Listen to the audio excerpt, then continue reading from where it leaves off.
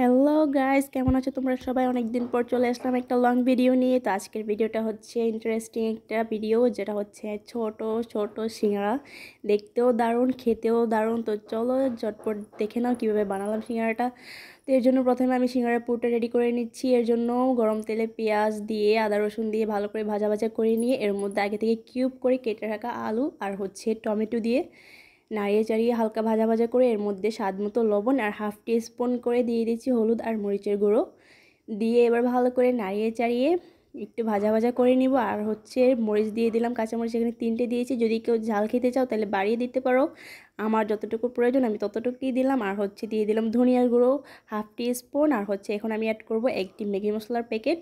আমি এখানে ম্যাগি মশলার ফুল মশলাটাই দিয়ে দিচ্ছি এখানে।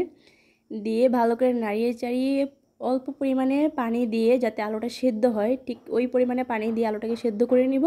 আর এদিকে আমি আগে থেকেই সিঙ্গারার ডোটাকে রেডি করে রেখেছিলাম।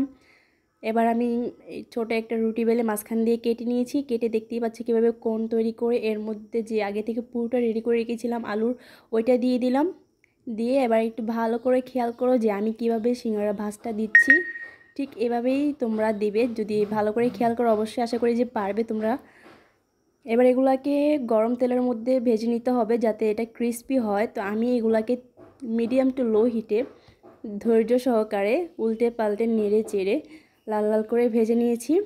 আর লাল লাল করে ভাজার কারণে এটা ক্রিস্পিও হয় আর এটা গ্রানটাও খুব সুন্দর হয়, খেতে খুবই ভালো লাগে। আমি ব্রাউন কালার করে উঠিয়ে নিচ্ছি, দেখতে খুবই সুন্দর লাগছে। তোমরা দেখলেই বুঝতে পারবে যে আসলে কতটা লোভনীয় লাগছে। সাথে হচ্ছে কাঁচা পেঁয়াজ আর হচ্ছে কাঁচামরিচ দিয়ে খেতে দারুণ লাগে। আর রিভিউটা দেখো একবার, যে খেতে বসে রিভিউটা মাশাআল্লাহ প্রশংসায় পঞ্চমুখ। আর তোমরা অবশ্যই বাসার একবার হলেও ট্রাই করবা।